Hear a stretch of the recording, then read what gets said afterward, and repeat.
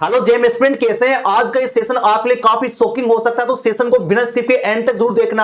आज के सेशन में हम डिस्कस करने वाले हैं आईआईटी जेम स्कोर के थ्रू एनआईटीज में एमएससी प्रोग्राम के लिए एडमिशन लेते हैं तो वहां पर परसेंटेज का क्या क्राइटेरिया है, क्या एलिजिबिलिटी क्राइटेरिया रहने वाला है, क्या आईआईटी की तरह किसी प्रकार का कोई परसेंटेज का क्राइटेरिया नहीं है, केवल पासिंग डिग्री चाहिए या फिर कोई स्पेसिफिक परसेंटेज आपका होना चाहिए। तो फ्रेंड्स, सबसे पहले मैं आपको सरल शब्दों में क्लियर कर दूं, अगर आप किसी भी एनआईटीज के एमएससी प्रोग्राम में एडमिशन लेना चाहते हैं जेम स्कोर के थ्रू, तो फ्रेंड्स आपका परसेंटेज का क्राइटेरिया रहने वाला है। वो परसेंटेज का क्राइटेरिया क्या रहने वाला है? जनरल ईडब्ल्यूएस ओबीसी के लिए आपका 60% होना चाहिए ग्रेजुएशन में, चाहे आपका बीटेक हो या बीएससी हो या अदर कोई ग्रेजुएशन वाला प्रोग्राम हो, ठीक है। इसके साथ ही एससी एसटी या पीडब्ल्यूडी के स्टूडेंट है, उनके 55% होने चाहिए। ये तो बात रही आपकी परसेंटेज की। अगर आपके सीजीपीए है तो आपका सीजीपीए जनरल ईडब्ल्यूएस ओबीसी के लिए 6.5 होना चाहिए और एससी एसटी के लिए आपका सीजीपीए 6.0 होना चाहिए।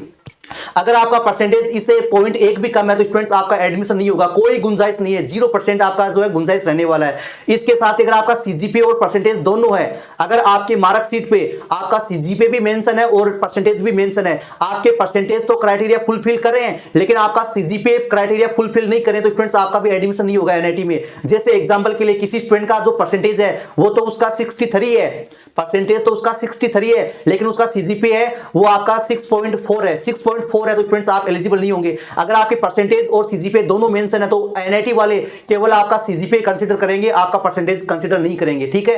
अगर दोनों है तो आपका सीजीपीए ही कंसीडर किया जाएगा। लेकिन आईआईटी में किसी प्रकार का कोई परसेंटेज का क्राइटेरिया नहीं है। अगर आपका पासिंग डिग्री आपके 40% है, 45 है तो भी आप एलिजिबल है, चाहे आपका category general EWS OBC SC ST कुछ भी हो। ये जो परसेंटेज का क्राइटेरिया है ये केवल स्टूडेंट्स आपका आईआईटीज में नहीं है और एनआईटीज में भी है, आईजन में भी है और भी जो जेएनसीएसआर है रिसर्च इंस्टीट्यूट है उनमें भी है, आईआईएससी बेंगलोर में भी है। लेकिन आपका आईआईटीज में किसी प्रकार का कोई क्राइटेरिया नहीं है परसेंटेज का। लेकिन एनआईटीज में ये स्टूडेंट ध्यान रखना, बहुत सारे कोचिंग वाले आपको नहीं बताए होंगे या नहीं बताते होंगे, क्योंकि अगर वो बता देंगे ऐसा भी होता है तो उनके एडमिशन आधे कम हो जाएंगे। तो ये स्टूडेंट्स आपको गुमराह रखा जाता है जब तक आपका काउंसलिंग नहीं होता है। अब आप में से कई सारे स्टूडेंट का ये डाउट आता है, कई सारे स्टूडेंट के माइंड में क्यूरी आता है जब वो जगह जगह पे सर्च करते हैं कि सर कुछ एनआईटीज ने अपना परसेंटेज का क्राइटेरिया लिखा ही नहीं है तो क्या वहां पर तो हम एलिजिबल है ना? जी नहीं स्टूडेंट्स, सभी एनआईटीज का अपना जो परसेंटेज का क्राइटेरिया वो लिखना मैंडेटरी नहीं है। कुछ लिख देते हैं वो उनकी मर्जी है, लेकिन उनका परसेंटेज का क्राइटेरिया लिखने की जरूरत नहीं होती है। वो केवल अपना स्पेशल एलिजिबिलिटी क्राइटेरिया शो कर सकते हैं कि हमारे ये सब्जेक्ट कॉम्बिनेशन चाहिए, उनके ग्रेजुएशन में ये चाहिए, वो लिख सकते हैं। क्योंकि सीसीएमएन काउंसलिंग आपकी करवाती है एनआईटीज का एडमिशन प्रोसेस कंप्लीट। आप सब जानते होंगे अगर आप जेम स्कोर के थ्रू एडमिशन लेना चाहते हैं तो सीसीएमएन काउंसलिंग आपको पार्टिसिपेट करनी होगी, चाहे वो रेगुलर राउंड हो, चाहे वो स्पेशल राउंड हो, चाहे स्पोर्ट राउंड हो, सब में आपका एलिजिबिलिटी क्राइटेरिया सेम ही रहने वाला है, ठीक है। तो सीसीएमएन काउंसलिंग की खुद की गाइडलाइन है कि भैया अगर आप किसी भी एनआईटी में एडमिशन लेना चाहते हो या किसी भी ट्रिपल आईटी या सेंट्रल फंडेड इंस्टीट्यूट में एडमिशन लेना चाहते हो तो ये आपका परसेंटेज का क्राइटेरिया होना चाहिए।